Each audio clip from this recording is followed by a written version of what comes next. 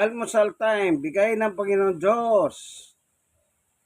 Amen. Salamat Panginoon Diyos at bigay mo pong almusal sa umagang ito sa amin. Salamat po sa ngalan ni Jesus.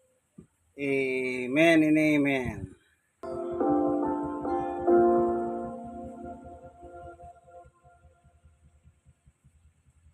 Makakapakinig po tayo ng isang awitin, ano? Habang kumakain po ako. Nanonood ako ng Prayer Power Handog ng Pentecostal Missionary Church of Christ, Fort Watts. When I look into your eyes,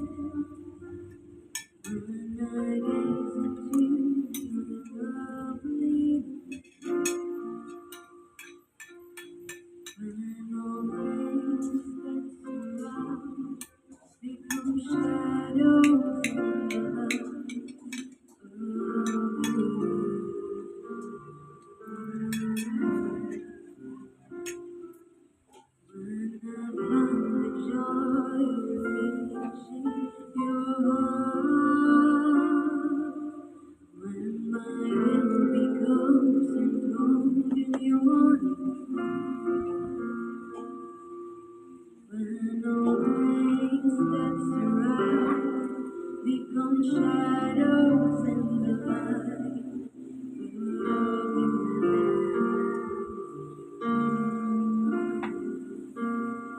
I worship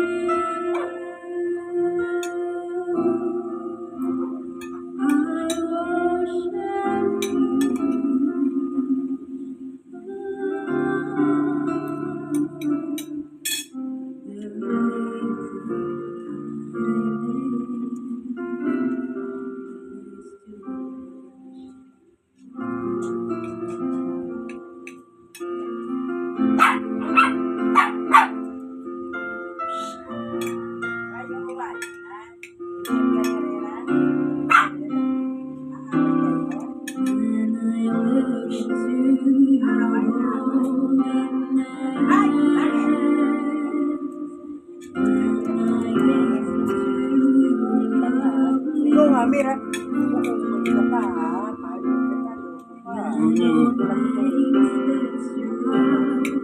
become shadows in the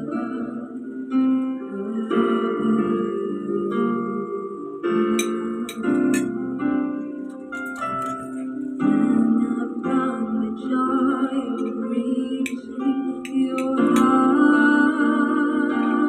When my will becomes enthroned in your and all things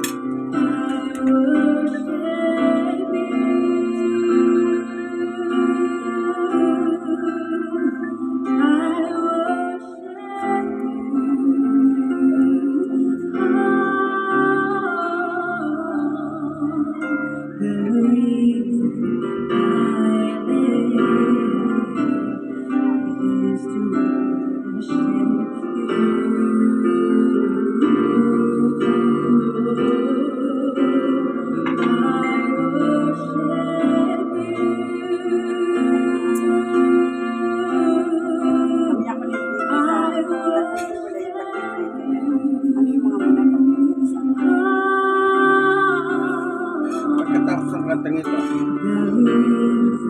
Tapos dito.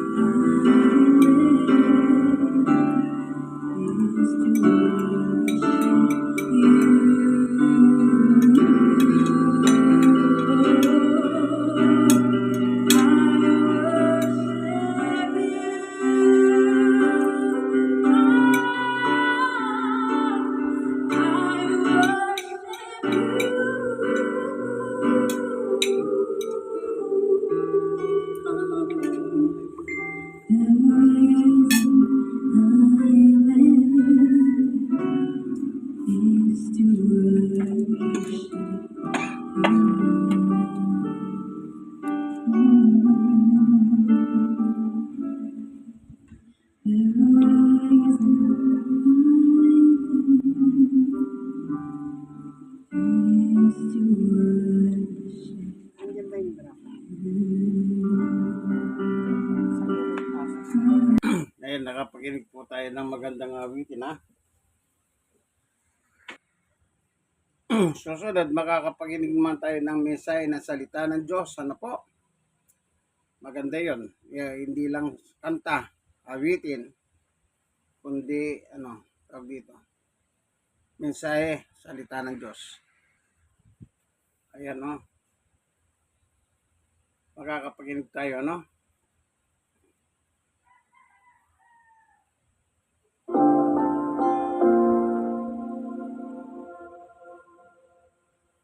Isang mapagpalang pagsama po sa amin dito sa bahagi ng Prayer Power. Nagpapasalamat po tayo sa Diyos sapagkat mula noon hanggang ngayon ay nagpapatuloy po ang pagkilos ng Diyos sa ating mga ginagawang mga Pastor Loreto Cabantog, ang pangalan po ng ating speaker. Amen. God is good all the time. pananalangin. Sa inyo pong mga kaibigan namin, mga kapatid naming walang sawang sumusubaybay at sumasama po sa aming panalangin. Umasa po tayo na ang tulong lagi ng Diyos ay laging sa atin. At para po tayo samahan ng Panginoon, gaya po ng ating ginagawa ay nagbubulay tayo ng kanyang salita. At ang ating pagbubulayan ay masusumpungan po natin sa aklat ng Exodus sa kabanata pong 2, talatang 23 hanggang 25. At nangyari, pagkaraan ng maraming araw na ang hari sa Ehipto ay namatay, at ang mga anak ni Israel ay nagbuntong hininga dahil sa pagkaalipin. At sila'y dumaing, at ang kanilang daing ay umabot sa Diyos dahil sa pagkaalipin. At dininig ng Diyos ang kanilang hibig. At naalala ng Diyos ang kanilang tipan kay Abraham, kay Isaac, at kay Jacob. At nilingap ng Diyos ang mga anak ni Israel at sila'y kinilala ng Diyos. Isang mapagpalang pagbasa po sa salita ng Diyos na maliwanag na ang lingap at ang kalinga ng Diyos ay nararanasan ng mga taong nananalangin at dumadaing sa Kanya. Gaya ng bayan ng Israel na sa kanilang pakikipagbaka, sa kanilang nadadamang kalungkutan o kahirapan, nilingap sila ng Diyos sa pamamagitan ng kanilang mga daing at panalangin. Kaya ang panalangin ay napakagandang paraang ibinigay ng Diyos sa bawat isa sa atin. Ang Diyos kailanman ay hindi nagbabago. Amen. Ang Diyos noon, ngayon, at magpakailanman.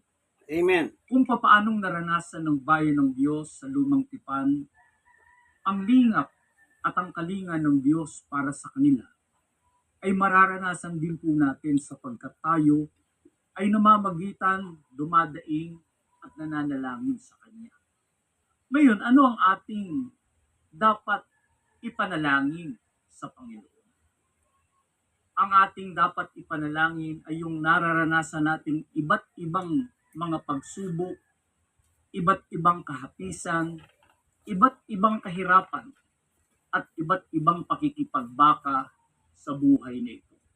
Tayo bilang tao ay marami tayong nararanasang iba't ibang pakikipagbaka, mga pagsubok sa buhay. Minsan nasasaktan tayo, nadadapa, mga pagsubok na nagkakapatong-patong. Wala tayong magagawa kung hindi tayo tutulungan ng Diyos.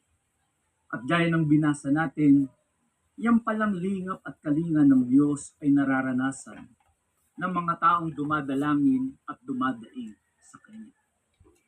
Ano po ang sabi sa 2 Samuel sa kabanatang 22, ang talata po 7? Sa aking pagkahapis ay tumawag ako sa Panginoon. Oo, ako'y tumawag sa aking Diyos at Kanyang dininig ang aking tinig mula sa Kanyang templo at ang aking daing ay sumapit sa Kanyang mga pakinig. Purihin ang Panginoon.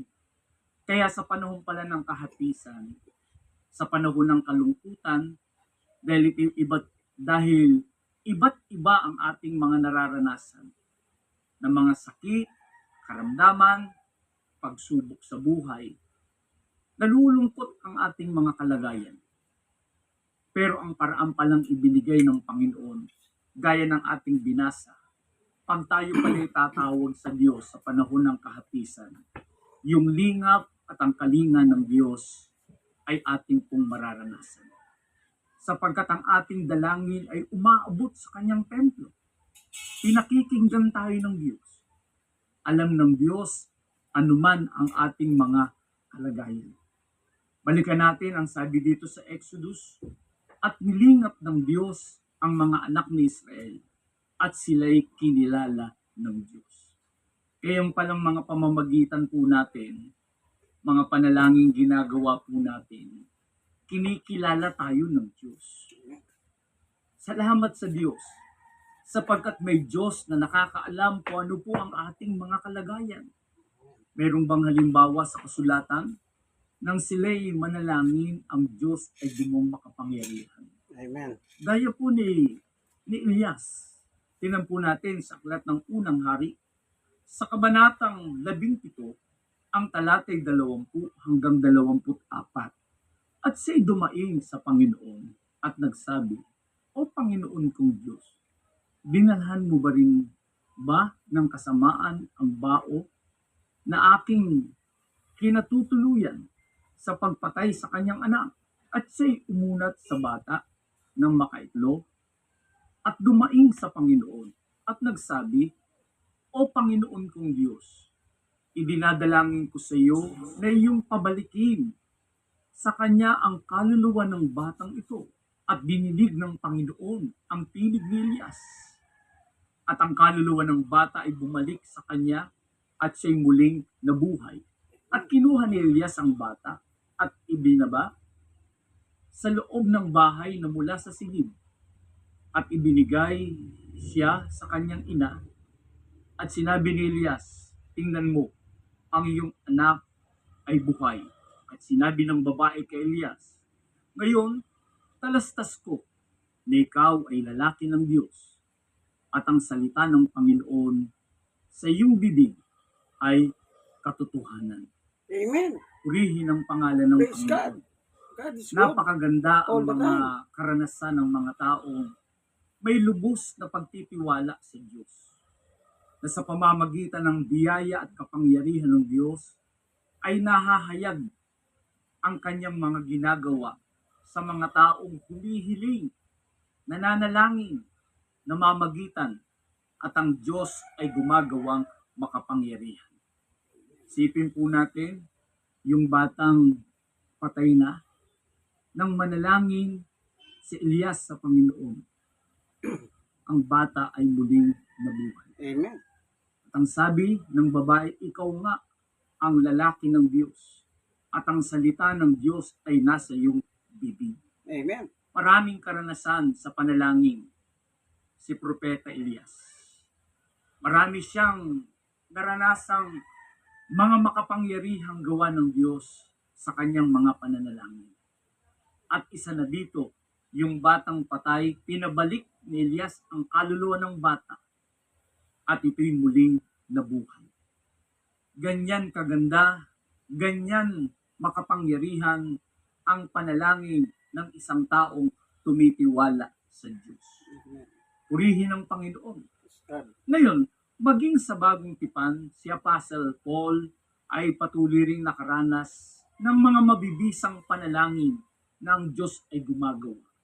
Tingnan po natin sa aklat ng Pilipos, sa kabanatang 1 ang talatay 4, at parating sa bawat daing ko ay masayang nananaig ako na patungkol sa inyong lahat. Kaya maging sa panalangin ni Apostol Pablo sa bawat iglesia, sa bawat mga alagad, masayang nananalangin ang ating mahal na Apostle Paul na sa kanyang pagdaing, masaya siyang nananaig patungkol sa lahat. Kaya salamat sa Diyos sapagkat merong Diyos na laging nakikinig sa atin. Amen. Ano pang sabi sa 2 Timoteo? Amen. Sa kabanatang 1, ang talata 3, nagpapasalamat ako sa Diyos na mula sa aking kanununuan ay aking pinaglilingkuran sa budhing malinis at walang patid na inaalala kita sa aking mga daing gabi't araw. Kaya si Apostol Pablo, kung paano niyang ipinamamagitan si Timoteo at ang mga alagad ng Panginoon, pinaglilingkuran tayo ng mga lingkod ng Panginoon na meron palang nananalangin sa atin, meron palang namamagitan sa atin gabi't araw, at yan po ay dahil sa lingap at kalinga ng Diyos sa bawat isa sa atin. Ngayon, paano po tayo tinutugon ng Panginoon? Paano po?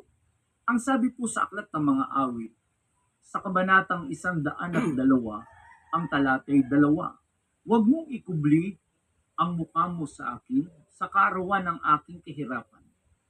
Ikiling mo ang iyong pakinig sa akin sa araw na ako'y tumawag at sagutin mo akong madali. Gaya ng panalangin ni David sa Panginoon, meron siyang masidhing damdamin na ang panalangin at pagtawag sa Diyos sa panahon ng kahirapan, tanging Diyos lang ang makatutulong. Parang sa ating panahon, marami tayong nararanasang mga kahirapan. At alam natin sa ating panahon, kahirapan ang nagpapalungkot sa atin. Hallelujah. Kahirapan ang bumahati sa atin. Hallelujah. Pero pag tayo pala'y tumawag sa Panginoon, ang Diyos pala'y sumasagot sa atin. Amen. At sa ating mga kabagabagan, kinikilala tayo ng Diyos. Alam ng Diyos ang ating mga pinagdadaanan. Tinampa po natin sa aklat ng mga awit, 142, ang talatay 1 hanggang sa 2. Ako'y dumaing ng aking tinig sa Panginoon. Ako'y namamanig ng aking tinig sa Panginoon. Aking ibinubugso ang aking daing ko sa harap niya. Aking ipinakikilala sa harap niya ang kabagabagan ko. Maliwanag na ang ating palang mga kabagabagan pag ating ipinapakilala sa Diyos. Bagamat alam ng Diyos yan. Pero kapag sinasabi natin, sinasalita natin, ipinamamagitan natin sa Diyos, alam pala ng Diyos at kinikilala ang ating mga kabagabagan. Kaya sa inyo pong mga kaibigan namin, huwag po kayong mawawala ng pag-asa. Lapitan po natin ang Panginoon. Amen. Amen. Tumawag po tayo sa Kanya. Amen. Tanggapin natin ang mga kabutihan ng ating Panginoon. Amen. May pinagkakaloob po sa atin. Amen. Sapagkat ang Diyos ay kumakalinga sa mga taong lumalapit sa Kanya. Amen. God's word. Tumatanggap sa Kanya. Amen. Sapagkat ang Panginoon ay ang ating tagapagligtas. Amen. Siya ang ating tagapamagitan. Amen. Siya ang ating kapayapaan. Amen. Siya ang ating kapahingahan. Amen. Siya ang ating In kaginawahan. Christ alone. Sa panahon tayo nababagabag, wala tayong dapat isipin, wala tayong dapat gawin, kundi umasa sa magagawa ng Diyos para sa atin. Alam niyo po, sa ating mga sarili, wala po talaga tayong magagawa. Hindi lahat ay kaya nating gawin. Pero ang Diyos lahat kayang gawin. Amen. Sa atin napakahirap, pero sa Diyos napakadali lang. Yung mga bagay na napakahirap gawin ng tao, sa Diyos napakadali lang. At maraming tala sa kasulatan. Kahit sa mga sakit at karamdaman, Diyos lang ang tanging nagpapagaling. Dahil siya ang ating manggagamot. Pag hindi tayo pagagalingin ng Diyos, wala po tayong magagawa. Sinong taong hindi nakaranas ng karamdaman? Lahat tayo dumaan sa ganyan. Yung iba nga hindi na gumagaling. Yung iba nga nagpapalungkot sa kanila yun. Dahil sa karamdaman, halos hindi na sila makatawa. Hindi na sila magalak sa kanilang kalagayan. Hallelujah. Pero sa Diyos pala, pag tayo lalapit sa Kanya at aasa sa Kanyang malaking magagawa, ang kalinga ng Diyos ay nasa atin. Amen. Purihin ang Praise Panginoon. God. Ngayon, anong bunga? Anong ibubunga ng ating mga pagdaing? Napakalaki po. Malawak ang kabutihan ng Diyos sa atin. Mayaman ang pag-ibig ng Diyos sa atin. Ayaw ng Diyos na tayo ay maghirap, malungkot, mahapis. Ayaw ng Diyos na tayo mabigo. Pero ang parang ibinigay pala ng Diyos, pag tayo dadaing sa Kanya, ang Diyos gagawa sa atin. Amen. Tinan po natin sa aklat ng mga awit sa 142, ang talata po'y 7. Ilabas mo ang aking kaluluwa sa bilangguan upang ako'y makapagpasalamat sa iyong pangalan. Kubkubin mo ako ng matuwid sapagkat ikaw ang gagawang may kagandahang loob sa akin. Salamat po sa Diyos. Pag tayo nahahapis, ang Diyos ang maglalabas sa atin sa maraming kalungkutan. Pag tayo nakikipagbaka sa mga pagsubok, ang Diyos ang magtatawid sa atin sa pagtatagumpay. Amen. Ang kailangan lang, meron tayong lubos na paniniwala na ang Diyos ang gagawin. Amen. Liban sa Diyos, wala tayong kakayanan. Tunay. Liban sa Diyos, wala tayong tagumpay. Siya nga po. Ngunit salamat, ang Diyos ay napakabait. Amen. Ang Diyos ay napakabuti sa atin. Amen. Sana madama nating lahat ang lingap at ang pagkalinga ng Diyos sa atin. Amen. Mahal na mahal tayo ng Panginoon. Amen. Amen. Ibig ng Diyos na tayo magkaroon ng kaginawahan pag tayo lalapit sa Kanya. Yan po natin sa Mateo, sa Kabanatang 11, ang talatay 28 hanggang 29. Amen. Magsiparito sa akin kayong lahat na nangapapagal at nangabibiit ang lubha at kay aking papagpapahingahin. Masanin ninyo aking pamatok at mag-aral kayo sa akin sapagkat ako'y maamo at mapagpakumbabang puso at masusumpungan ninyo ang kapahingahan ng inyong mga kaluluwa. Napakaliwanag na kapag tayo pala, kaibigan, kapatid, ay lalapit sa Diyos, bibigyan niya tayo ng kapahingahan. Kung tayo may dumaraan sa maraming mga pagsubok, mga kalungkutan, mga sakit at karamdaman, tanging Diyos lang ang makatutulong po sa atin. Kaya sa mga oras po ito, mananalangin po tayo. Sa inyo pong nagtitiwala sa Diyos, tanggapin niyo po ang katugunan. Dumaing tayo sa Kanya. Alam niyo, pag tayo dadaing, alam ng Diyos yan. Amen. Nasasaktan ka, lulungkot ka, dumadaan ka sa prosesong parang hindi mo na kaya. Pero ang Diyos, inaabot po tayo. Amen. Kaya sa mga sandali pong ito, sampalatayanan niyo po ano man ang ating mga prayer requests at salamat sa mga prayer leaders natin. Salamat sa mga nananalangin sa atin. Alam natin na tutugunin tayo ng Panginoon. Amen. Kaya sa mga sandali pong ito, lakipan niyo po ng isang masidhing pananampalataya na ang tugon ng Diyos ay isa sa atin. Tayo po'y manalangin. Ama naming Diyos, kami nagagalak. Nagpapasalamat po kami sa iyo.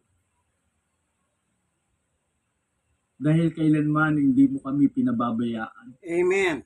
Kahit kami maraming pagkukulang, pagkakasala, pinipilit mo kaming abutin sa Amen. lahat ng aming mga pangangailangan. Amen. Sa mga sandaling ito, maaaring may mga kaibigan kaming dumaranas ng maraming pagsubok. Mga kapatid naming dumaranas ng mga sakit at karamdaman. Hallelujah. Liban sa iyo, wala po kaming magagawa. Opo. Kaya sa oras na ito, abutin mo po sila. Amen. Humihingi po kami sa iyo ng masidhing kahilingan. Dumadaing kami sa iyo para tingin mo, O Diyos, ang mayamang katugunan. Amen. Salamat po sa iyong lingap at kalinga na alam po namin na di mo kami bibiguin. Amen. Sinasampalatayanan po namin ang iyong mayamang pag-ibig at katugunan sa aming pamamagitan sa oras na ito. Amen. Salamat po sa iyo. Sa pangalan ni Jesus. Amen. Amen. Napakaganda po ng mensaya, no? Napaka ano po, kung yung makikita mo ang pagmamahal ng Diyos. Kanya lang hindi ma-appreciate ng tao yan. Ewan ba, bakit gano'n ang tao? Hindi ma-appreciate. Kinakalinga tayo ng Diyos. Sa totoo lang. Mabuti kang man tao, masama ka man tao. Araw-araw kinakalinga ka ng Diyos. Bakit po? Mahal ka niya eh. Walang hindi minahal ang Diyos. Lahat mahal. Kahit anong estado mo sa buhay, kahit ikaw yung pinakamasama. Gaya ni Pablo, siyang pinakamasama. Minahal pa rin siya ng Diyos, pinatawad siya ng Diyos. Tayo pa kaya? Na hindi gaya ni Pablo, kung yung panahon ni Pablo bilang labanero. Tinusig. Lahat ng mga tagasunod ni Panginoong Yesus, inusig niya, pinapatay niya, pinabilanggo, pinahirap. Kaya sabi ni Jesus sa kanya, ikaw na rin ang gumagawa ng pagpapahirap sa iyong sarili. Pero nakatanggap siya ng biyaya, awa, grasya, kapatawaran ng kanyang ginawa. Ganun din po tayo. I-appreciate nyo lang po ang kabutihan ng Diyos, yung kalinga niya araw-araw. Hindi man kayo tumatawag sa Kanya, pero iniingatan kayo ng Diyos. Totoo yan, nagpapasikat siya ng araw para sa lahat. Nagpapaulan siya para sa lahat. Nagpapadala siya ng hangin para sa lahat. Hindi nyo lang po ma-appreciate yan eh. Kung minsan, ang tao, ewan, bakit ganun ang tao? Mahalin po natin ang Diyos kung paano minahal niya tayo. Ibinigay si Jesus para mamatay sa ibabaw ng krus. Para tayo maligtas, matubos sa ating mga kasalanan na wala naman tayong karapatan. Kakayahan, kapangyarihan para matubos ang kasalanan natin sa Kanya. Kaya siya na rin ang gumawa ng paraan, kaibigan. Ano pang hinihintay mo nga dyan, in Christ alone? Suko nyo po ang buhay nyo kay Jesus. Tanggapin nyo po si Jesus yung buhay. Gawin nyo siyang hari at Panginoon at tagapagligtas ng iyong buhay. Wala na po tayong magagawa. Tao tayo, wala tayong magagawa. Mahina tayo. Nandiyan si Jesus upang magpalakas sa atin. Kaya na sinabi ni Apostol Pablo, nagpapasalamat ako sa Panginoong Yesus Cristo na nagpapalakas sa akin. Sa kabila ng napakasama, inusig niya si Jesus. Pero bandang uli, nang makamit niya yung kapatawaran ng Diyos, sabi niya, salamat sa Panginoong Yesus, nagbibigay sa akin ng pagpapalakas, pag-ibig, pagmamahal, pananampalataya. Kaibigan, may problema ka, huwag kang nabanggit ng Misay kanina, Mateo 28, come to me, all of you. Ali kayo, kaibigan, nananawagan ng Panginoong Yesus. Isuko na po ang buhay natin sa Kanya. Napakaganda ng plano ng Diyos. Amen. God is good all the time. All the time. God is good. Kaibigan. Like. Share na share mag-share pa. Ay yung mga na-share, mag-share pa. Oh, ano pang hinihintay mo, kaibigan?